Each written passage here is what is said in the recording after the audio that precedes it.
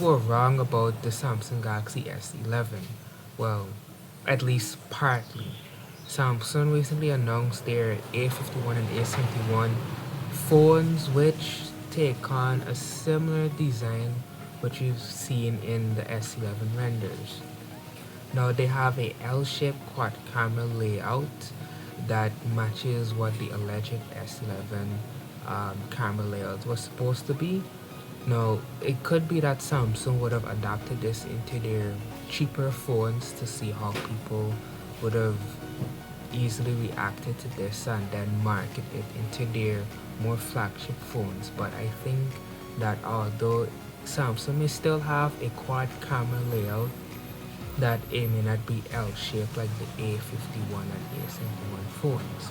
But since we're on the topic of these phones, for quick specs on what they're going to have, the A71 will have a 6.7-inch display with a 20:9 aspect ratio with a 2400 by 1800 resolution, and it will be powered by the Snapdragon 730 processor with 128 gigs of storage, micro SD card slot included, and 6 or 8 gigs of RAM.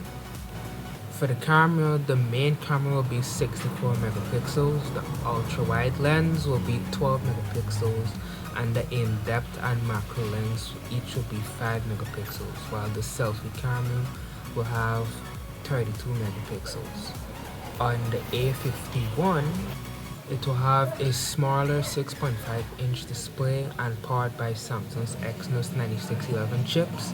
And for RAM, it will come with either 4, 6, or 8 gigs of RAM with the same storage capacity.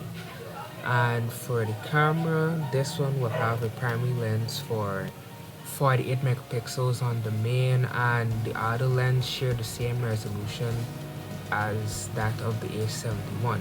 Now, the big difference between these two is battery life, which with the A71 will have 4500 milliamp hours, while the A51 will have 4000 milliamp hour battery life. Now for pricing, Samsung has only confirmed the price for the A51, which is going to start at $350 on December 27th.